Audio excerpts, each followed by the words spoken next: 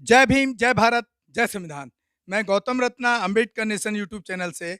और आज हम बात करेंगे कोरोना और जो देश की हालत कोरोना और कोविड से जो बनी हुई है उस पर। और कुछ हमारे जो न्यूज़पेपर्स में डेली जो अपडेट आते हैं उस पर भी बात करेंगे। और जो ये सरकार है, जो मोदी सरकार है, भाजपा सरकार है, और भाजपा क्या कथित आरएसएस सरकार है ये। भाजपा और मोदी कम कहें तो आरएसएस कहूँ तो मैं ज़्यादा बेटर होगा। कुछ मुद्दों पर बात करेंगे, कुछ जो न्यूज़ अपडेट हैं अखबार के उस पर बात करेंगे, और देश की जो हालात है उस पर बात करेंगे, और ख़ास तौर से बहुजन समाज पर भी बात करेंगे। एक अभी अपडेट मैं देख रहा हूँ, ऑक्सीजन की कमी ने एमपी, पंजाब, महाराष्ट्र में ले ली जान। मतलब पूरे देश के अंदर हर स्टेट के अंदर, चाहे वहाँ किसी की भी सरकार हो, ख़ास तौर से जहाँ भाजपा की सरकार है वहाँ तो और बुरी स्थिति है। तो इस तरह के अपडेट हैं, तो ये क्यों हैं? इसके पीछे हम लोगों को क्यों नहीं जाना चाहिए? या बहुजन समाज को या देश के एक हर आम नागरिक को इसके पीछे क्यों नहीं सच को जानने की ज़रूरत है? तो इसका जो सच है वो सच ये है कि इस देश की जो सरकार है ये भाजपा और आरएसएस और हिंदूवादी सरकार कहूँगा मैं इसको, एक विशेष वर्ग की और एक विशेष धर्म की ये सरकार चलाने वाले जो मनुवादी मानसिकता के जो ये लोग हैं, इनका जो एजेंडा था वो इस देश को हिंदू राष्ट्र बनाना था, ना कि देश का विकास, ना देश का कोई एजेंडा था इनके पास में। इसलिए ये हालात आज दोबारा से कोरोना की स्थिति हुई है, क्योंकि किसी भी मेडिकल रिसर्च पर काम नहीं हुआ, एजुकेशन पे काम नहीं किया। और इनके आज 8 7-8 साल आप देख रहे हैं, कई स्टेट में भी, ज़्यादातर स्टेट में इनकी सरकारें, और वो सरकारें भी इन्होंने जो बनाई हैं, वो खरीद-फरोख्त से बनाई हैं। जहाँ पैसा पानी की तरह बहाया गया, इस तरह के हालात में देश इस हालात में पहुँचा है। तो मैं अपील करना चाहूँगा पूरे देशवासियों से कि इस पर सोचना बहुत ज़रूरी है। हमारे पीएम साहब का एक बयान है, पीएम ने कहा, इस बार चुनौती बड़ी, गाँवों तक ना फैले कोरोना। अरे भाई मोदी जी, गाँव तक कोरोना क्यों नहीं फैलेगा? आपकी भाजपा सरकार उत्तरांचल के अंदर वहाँ पर जो कुंभ का मेला लगवाती है, और वहाँ का मुख्यमंत्री बोलता है कि गंगा मैया बचा लेगी। अरे तो गंगा मैया बचा लेगी तो गाँव तक जो लोग वहाँ कुंभ में नहाकर आएँगे, वो गाँव के लोग भी हैं, शहरों के लोग भी हैं। उसमें एक बहुत बड़े संगीतकार श्रवण, नदीम श्रवण की जोड़ी हुआ करती थी, उसमें एक श्रवण मर गया है। वो इसलिए मरा है, उनका बेटा डर के मारा है, ये बयान नहीं दे पा रहा ठीक से कि उनको कोरोना वहाँ कुंभ में जाकर हुआ, जिसकी वजह से उनकी मौत हुई है। और एक बहुत बड़ा कलाकार हमने इस फ़िल्म इंडस्ट्री का खो दिया है, जिनके नाम का डंका संगीत के क्षेत्र में बजता था। इसका ज़िम्मेदार कौन है भाई? इसका ज़िम्मेदार सिर्फ़ अगर है तो हरिद्वार का कुंभ है और धर्म है। और ये धर्म की जो अफ़ीम इस देश को पिला रहे हैं, ये देश को एक ना एक दिन बर्बाद कर देगी। तो प्रधानमंत्री जी अपील तो बहुत अच्छी कर रहे हैं कि गाँव तक ना फैले कोरोना। अरे आपने सिचुएशन, हालात तो आपने पैदा किए, आपकी सरकारों ने पैदा किए कि गाँव क्या हर घर तक ये कोरोना फैल जाए। अदरवाइज़ तो जब आप लॉकडाउन कर रहे हैं और लॉकडाउन में ये धार्मिक चीज़ें हो रही हैं, तो फिर तो ये बीमारी तो फैलेगी। जब आपको पता है, पूरे दुनिया को पता है, पूरे वर्ल्ड वाइड ये विश्व में पता है कि अगर आप नज़दीक जाएँगे, समूह में बैठेंगे तो ये बीमारी फैलेगी। तो उस समूह को, उस बीमारी को फैला कौन रहा था? उसको तो भाजपा फैला रही थी। वो जहाँ-जहाँ उनकी सरकारें हैं वहाँ-वहाँ वहाँ ये बीमारी फैली है, तो गाँव तक तो जाएगी। अब ये खाली बयान देने से और देश को आगाह करने से ये कैसे होगा? अब कुछ बात करते हैं हम सितारों की, जो बड़े-बड़े सितारे, ख़ास तौर से मैं नाम नहीं लेना चाहूँगा, जो भाजपा भक्त हो गए हैं इस सरकार बनने के बाद। मोदी भक्त हो गए हैं, अंधे भक्त हो गए हैं। वो छुट्टियाँ मना रहे हैं मालदीव में, जिस पर सवाल उठाया है हमारे एक मुस्लिम समाज से आने वाले कलाकार नवाजुद्दीन सिद्दीकी ने, कि भाई देश इतने बुरे दौर से गुजर रहा है और आप छुट्टी और एंटरटेनमेंट और एंजॉय कर रहे हैं लाइफ को मालदीव में जाकर के, क्यों? अरे आपके पास जो आपने पैसा कमाया, इसी देश का टैक्स का पैसा है, इसी इसी देश के लोगों ने आपकी फिल्में देख करके आपने पैसा कमाया है, उसको आप देश के काम में लगाइए। सोनू सूद उसके बहुत बड़े उदाहरण हैं, जिन्होंने, जो फ़िल्म इंडस्ट्री में बहुत बड़े मुकाम पे अब नहीं है, एक टाइम में रहे हैं और बहुत स्ट्रगल उन्होंने किया। वो पूरे देश में कोरोना से पीड़ित लोगों को किस तरह से उन्होंने मदद की है, पूरे देश ने देखा है। लेकिन उनको ट्रोल किया जाता है, धर्म के नाम पर। जाति के नाम पर। तो इस तरह की चीज़ें जब देश में होंगी, तो देश के हालात क्या होंगे, आप खुद ही देख रहे हैं। अब एक नया जो अपडेट है, नए सीजे रमन्ना ने हटाया था कश्मीर से इंटरनेट बैन। तो जो अभी जो सुप्रीम कोर्ट के जो जज बने हैं रमन्ना साहब, मैं एक ये बहुत अच्छी बात है कि पहली बार कोई, शायद इससे पहले जो सुप्रीम कोर्ट के जज रहे हैं, उन्होंने सरकार के फेवर में जिस तरह से मंदिर मस्जिद का फैसला दिया, फिर उनको राज्यसभा भेजा गया, तो कहीं न कहीं वो पहले की कुछ, मुझे तो उसके अंदर, मैं सीधा आरोप लगाता हूँ सुप्रीम कोर्ट और जजों के ऊपर और यहाँ की सरकारों के ऊपर, कहीं न कहीं साठगांठ थी, क्योंकि उसमें ये प्रूव नहीं हुआ था कि बाबर ने राम मंदिर तोड़ा था। तो इस तरह के जज आए हैं अभी, तो उम्मीद करते हैं सुप्रीम कोर्ट पर और उनके रमन्ना जी जज पर, जो उनके पहले जो फैसले हैं वो बहुत अच्छे रहे हैं, जिसमें उन्होंने सुप्रीम कोर्ट को भी एक ऐसे कानून के दायरे में लाकर खड़ा किया है कि उस पर भी सवालिया निशान, सवालिया जवाब आप कर सकते हैं, सवालिया निशान उठा सकते हैं आप। किसान आंदोलन के समर्थन में फिर उतरे गवर्नर सत्यपाल। गवर्नर सत्यपाल, जो कभी पहले किसी और पार्टी में रहा करते थे, आज वो भी भाजपा प्रोडक्ट हैं, और जो भी गवर्नर होता है, वो जिस आदमी की, जिस पार्टी की सरकार होती है, उसी के गवर्नर बनाए जाते हैं। ये जो प्रथा है, ये भी मैं समझता हूँ कि गलत है। गवर्नर एक ऐसे आदमी को बनाना चाहिए कि जो निष्पक्ष हो और जिसका किसी पार्टी से कोई लेना-देना गवर्नर का नहीं होना चाहिए, ताकि उस स्टेट की राज्य सरकार के ऊपर गवर्नर का डंडा हमेशा तैयार रहे वो गलत कामों के लिए। तो ये किसानों के समर्थन में सतपाल जी दोबारा से खड़े हुए हैं। पहले भी इनका एक अपडेट आया था, तो मैं धन्यवाद करता हूँ सतपाल जैसे गवर्नर को कि एक अपनी पार्टी और उसकी सीमाओं से बाहर आकर के उन्होंने किसान आंदोलन को दोबारा से समर्थन करने की बात की। अब देखिए दूसरा एक अपडेट है, झारखंड में मेला रोकने गई पुलिस पर हमला, 8 गिरफ्तार। तो ये मेला क्या है? ये मेला क्या है? ये जो धर्म की अफ़ीम पिलाई जाती है लोगों को, उसी का एक उदाहरण है कि लोग बीमारी को भी नहीं देख रहे हैं, लोग मरने को मजबूर हैं, लेकिन उनको धर्म पहले चाहिए। और जब पुलिस वहाँ कानूनी कार्रवाई करने जाए तो उस पे हमला कर दिया जाता है। इसका ज़िम्मेदार कौन है भाई? इसका ज़िम्मेदार अगर कोई है, तो वो आरएसएस और भाजपा, और जो भाजपा ने जो यहाँ अपने कार्यकर्ता जो तैयार किए हैं, जो एक विशेष वर्ग के लिए और विशेष धर्म के लिए काम करते हैं, ये उसी की पृष्ठभूमि का, उन्हीं के कामों का ये परिणाम है। देश विरोधियों से सावधान रहें, आरएसएस कह रहा है। आरएसएस कह रहा है, जो भाजपा का प्रोडक्ट है या भाजपा उसका प्रोडक्ट है, एक दूसरे के पूरक हैं, वो कह रहा है देश विरोधियों से सावधान। अरे भाई, देश विरोधी कौन है? देश विरोधी जो संविधान समर्थक है वो देश विरोधी है, या जो कुंभ में मेला लगा रहे वो देश विरोधी हैं, या जो बंगाल में इलेक्शन में मोदी और शाह की जोड़ी इलेक्शन में कैंपेनिंग कर रही है, लोगों के मरने तक, लोगों की जिंदगी जा रही है, लोग ऑक्सीजन के लिए तरस रहे हैं, लोग मर रहे हैं, तड़प रहे हैं पूरे देश के अंदर, वहां वो इलेक्शन कैंपेनिंग कर रहे हैं। तो देशद्रोही ऐसे लोगों को कहेंगे, या उन लोगों को कहेंगे जो उस कानून का पालन कर रहे हैं, जो सरकार ने कानून लगाया है, और सरकार खुद कानून लगा रही है, और उसी सरकार के नुमाइंदे, उसमें देश का प्रधानमंत्री, गृह मंत्री और यूपी का मुख्यमंत्री और बहुत सारे भाजपा के मुख्यमंत्री वहां पर जाकर के कैंपेनिंग कर रहे हैं। क्यों कर रहे हैं भाई? तो ये आरएसएस की जो देश विरोधियों की जो परिभाषा है, वो कौन सी है, हमको समझ नहीं आती है। ये देश विरोधियों की जो परिभाषा है, जो हिंदुत्व की बात करेगा वो इनका देश का रक्षक है, जो हिंदुत्व के बाहर धर्मनिरपेक्ष की बात करेगा वो देश विरोधी है, इनकी परिभाषा में, जहां तक मैं समझ पाया हूं इनको। तो इस तरह की चीजें देश में हो रही हैं, एक से एक, मतलब आप देखेंगे देर रात उठे फोन, ऑक्सीजन की तलाश में दौड़ पड़े लोग, फिर भी नहीं बचा पाए अपनों की जान। तो आप सोचिए, ये देश की जो स्थिति हुई है, आज ऑक्सीजन नहीं है पूरे देश के अंदर कहीं भी।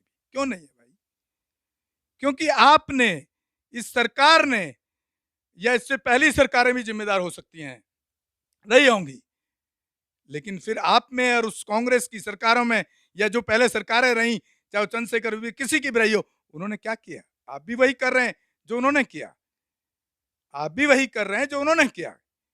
तो फिर कहाँ से ऑक्सीजन मिलेगा जब आपने प्लांट लगाए नहीं, एजुकेशन पे और मेडिकल रिसर्च पे आपने काम ही नहीं किया, तो लोगों की जान तो जाएगी। तो वो लोगों को आप उनको देशद्रोही कहें। और दूसरा एक ये भाजपा का स्टंट देखिए, ऑक्सीजन प्लांट नहीं लगाना आपराधिक लापरवाही। अरे एक दिल्ली में ऑक्सीजन प्लांट नहीं लगा तो आप केजरीवाल को, दिल्ली सरकार को कह रहे हैं कि आपराधिक लापरवाही है। अरे जहां मध्य प्रदेश में, जहां आपने भाजपा की सरकार बनाने के लिए कांग्रेस के बड़े बड़े लीडरों को खरीदने का काम किया, उनको पैसा बांटने का काम किया, खाली इसलिए कि आपको अपनी सरकार बनानी थी, अपना मुख्यमंत्री बनाना था, वहां पर एक लाश, इतनी लापरवाही वहां होती है कि जो गाड़ी से लाश गिर जाती है।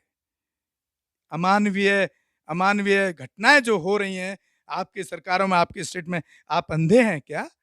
ये भाजपा वाले अंधे हो गए हैं क्या? वो नहीं दिखता है क्या? वो भी तो देखना चाहिए।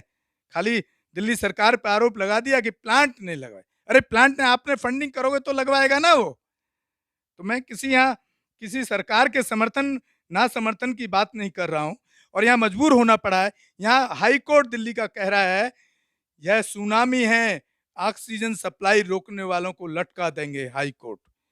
दिल्ली हाई कोर्ट कह रहा है कि अगर ऑक्सीजन रोकने की कोशिश की किसी ने तो उसको फांसी पे लटका देंगे। मेरा हाई कोर्ट से भी सवाल है, सुप्रीम कोर्ट से भी सवाल है कि जब लोग बिल्कुल मरने के कगार पे आ गए हैं तब आप जागे हैं, और अभी तक आप क्या किसी सरकार, मोदी और भाजपा इस सरकार के दबाव में काम कर रहे थे क्या?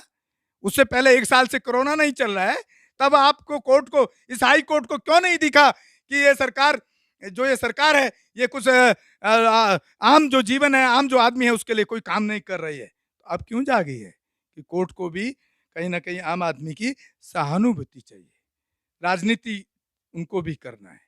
अरे कोर्ट को तो राजनीति से बहुत ऊपर रहना चाहिए। कोर्ट का काम किसी धर्म संप्रदाय और किसी पार्टी पॉलिटिक्स को, किसी प्रधानमंत्री को, किसी मुख्यमंत्री को देखने का काम नहीं है कोर्ट का।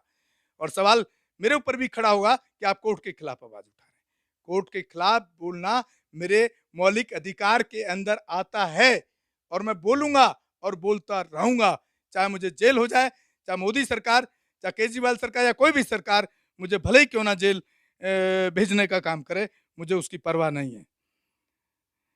संकट में घिरे 11 राज्यों में बोली मोदी जीत जाएंगे। देखिए पूरा देश संकट में है, पूरे 11 राज्य संकट में, ये अखबार कह रहा है। और मोदी जी का आज भी एजेंडा एक ही है कि हमको इलेक्शन जीतना है, देश नहीं जीतना है। देश के लोग मरें, जिए, भाड़ में जाएं, उनको अपने मन की बात गढ़ंत करनी है, मन की बात पे सुना देना है, 4 डॉक्टरों से बात करा देना है, कि 4 नर्सों से बात करा देना है। और आज उनका पता नहीं 75वां 76वां मैं देख रहा था मन की बात। अरे मन की बात की जरूरत नहीं है मोदी जी, जरूरत है इस देश के अंदर शिक्षा की, मेडिकल रिसर्च सेंटर की, हॉस्पिटल्स की। यहाँ राम मंदिर की जरूरत नहीं है, मस्जिद की जरूरत नहीं है। यहाँ जरूरत है लोगों की जिंदगी बचाने की और उनको अच्छी शिक्षा देने की, ताकि लोग संविधान के हिसाब से और संवैधानिक अधिकारों के हिसाब से लोग जिंदगी को जी पाए। लेकिन इनको तो संविधान नहीं चाहिए, इनको तो गीता चाहिए, इनको तो रामायण चाहिए, इनको महाभारत चाहिए। जिस देश का एक मुख्यमंत्री, एक स्टेट का मुख्यमंत्री आपका उत्तरांचल का, ये बोलता हो कुंभ के मामले में, आप नहाइए आराम से, हम छूट दे रहे हैं, गंगा मैया आपको कोरोना से बचा लेगी।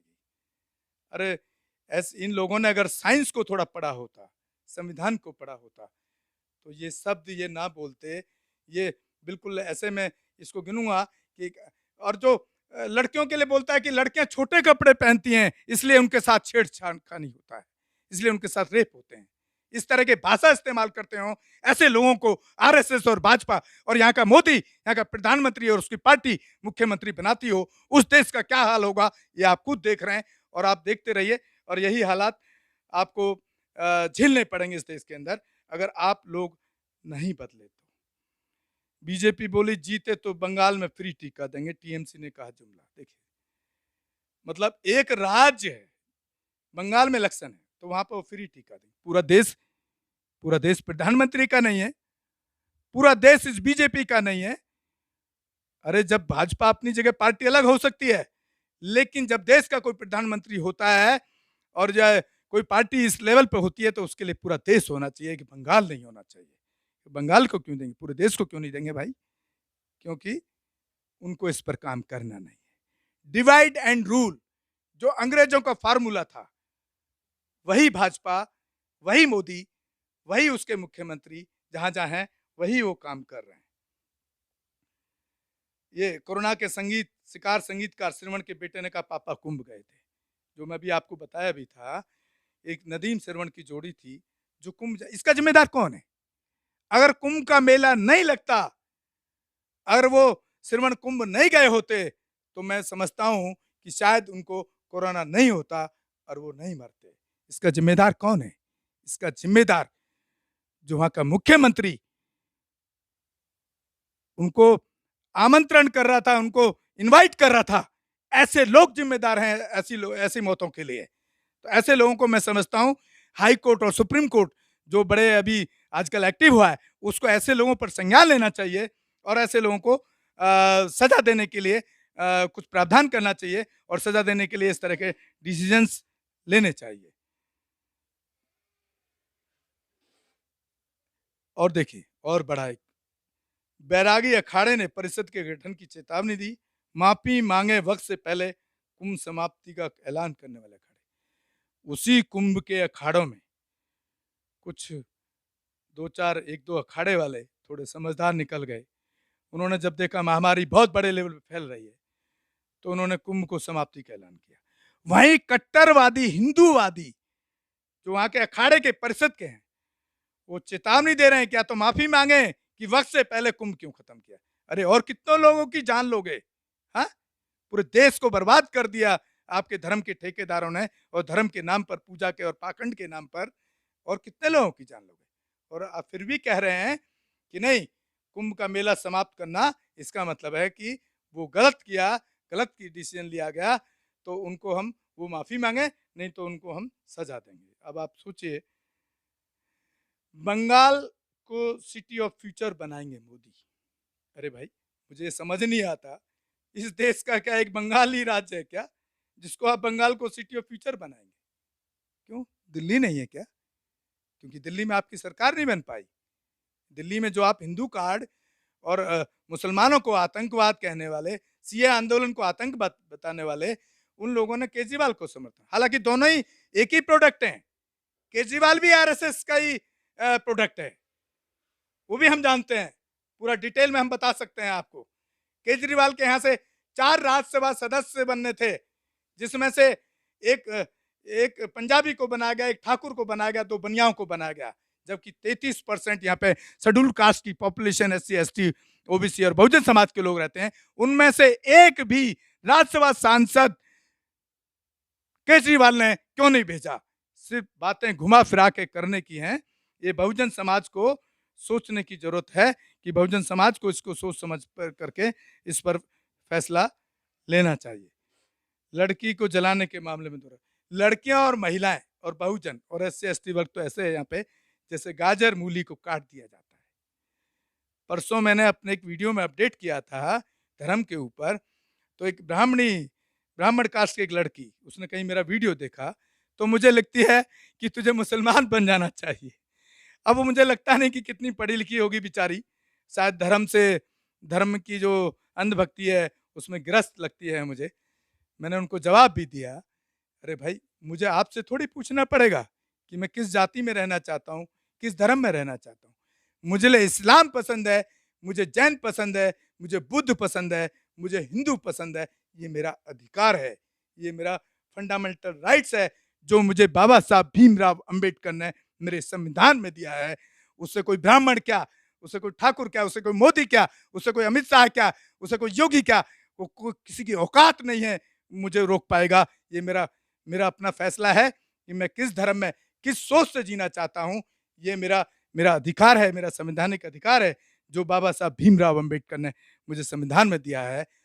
तो वो हो सकता है कि बेचारी इतनी पढ़ी लिखी नहीं है, नॉलेज नहीं रखती होंगी, क्योंकि महिला हैं, तो मैं कोई ऐसे उनके खिलाफ कोई ऐसा आपत्तिजनक या कोई कठोर शब्दों में भाषा में इस्तेमाल नहीं करना चाहता हूँ, क्योंकि हमारी सभ्यता में नहीं है, हमारे संविधान में नहीं है।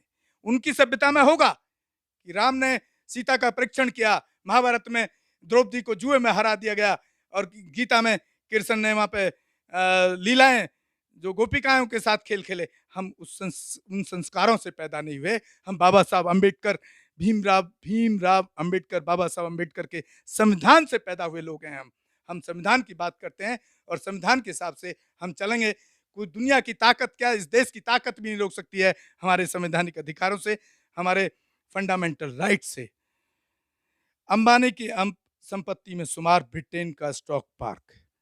देखिए, हम जो बार बार बोलते आए हैं कि प्रधानमंत्री मोदी कुछ खास 2-4 लोगों को इस देश का मालिक बनाना चाहते हैं। एक तरफ कोरोना है, ऑक्सीजन नहीं है, लोग बीमार हैं, लोग गरीब हैं, मर रहे हैं, पैसा नहीं है। 20 लाख करोड़ का पैकेज दिया, किसके अकाउंट में गया नहीं मालूम है। प्रधानमंत्री को उसमें टाटा से लेकर के कितने जो अच्छे लोग हैं इंडस्ट्री, उन्होंने पैसा दिया, उसका पता नहीं है।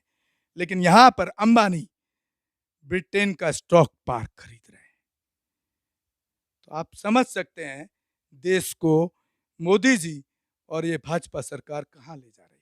सिर्फ 2-4 आदमी जो उनके पार्टी के सपोर्टर हैं, पार्टी को फंडिंग करते होंगे शायद, वो उनके पास संपत्ति बढ़ रही है। वो विदेशों में जाकर के प्रॉपर्टी खरीद रहे हैं, विदेशों में जाकर के पार्क खरीद रहे हैं। तो आप समझ सकते हैं कि देश कहाँ जा रहा है। तो मैं इसी के साथ विदा लेता हूँ आप लोगों से और उम्मीद करता हूँ कि आप हमारे चैनल को ज़्यादा से ज़्यादा देखें और इस वीडियो को या मेरे जितने भी अपडेट हैं जो धर्म की अफीम के खिलाफ हैं, और मैं धर्म के अफीम के बिल्कुल खिलाफ हूँ, क्योंकि मेरे लिए ह्यूमैनिटी और संविधान सर्वोपरि है।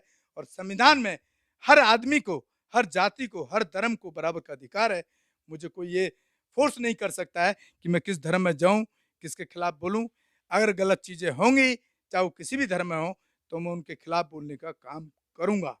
और रही बात, क्योंकि मैं इस हिंदू धर्म में पैदा हुआ हूं और मेरा इस हिंदू धर्म में शोषण हुआ जाति के नाम पर, मेरे साथ आतंकवादियों से भी ज़्यादा बड़ी जघन्य घटनाएं मेरे साथ की गई मेरे गांव के अंदर, और आज भी होती हैं मेरे गांव के अंदर, बहन बेटियों के साथ होती हैं। तो मेरा फर्ज बनता है कि आज मैं बाबा साहब अम्बेडकर के संविधान की वजह से इस लायक बना हूं कि मैं अपना एक सोशल माध्यम के हिसाब से अपने लोगों तक वो आवाज़ पहुंचाऊं और अपने लोगों को अवेयर करूं और अपने लोगों को संविधान और उसके अधिकारों के प्रति जागरूक करूं। यही मेरा आखिरी मैसेज है। और ख़ास तौर से बहुजन समाज से अपील करता हूं कि ऐसी सरकारों को आपको तमाचा मारना पड़ेगा। अगर आप तमाचा नहीं मारेंगे ऐसी सरकार को, ऐसे नेताओं को, तो आपको ये जो जिल्लत भरी जिंदगी है, आपको हमेशा जीना पड़ेगा। इसी के साथ मैं विदा लेता हूँ। जय भीम, जय भारत। अम्बेडकर नेशन से गौतम रत्ना। बुद्धं शरणं गच्छामि। अम्बेडकर नेशन चैनल आर्थिक समस्या से गुजर रहा है। अगर आप बहुजन समाज में बाबा साहेब अम्बेडकर और तथागत बुद्ध की विचारधारा को अधिक से अधिक लोगों तक पहुंचाना चाहते हैं तो हमें आर्थिक सहयोग प्रदान करें, ताकि हम अपने चैनल के माध्यम से देश विदेश में समता, बंधुता, एकता और संवैधानिक अधिकारों को ज्यादा से ज्यादा लोगों तक पहुंचा सकें। आप अपनी सहायता राशि नीचे लिखे खाते में जमा करा सकते हैं। खाता धारक गौतम रत्ना, खाता संख्या 316957686551, IFSC कोड SBIN 0060336, बैंक भारतीय स्टेट बैंक। आप हमारे बैंक खाते का विवरण स्क्रीन पर भी देख सकते हैं।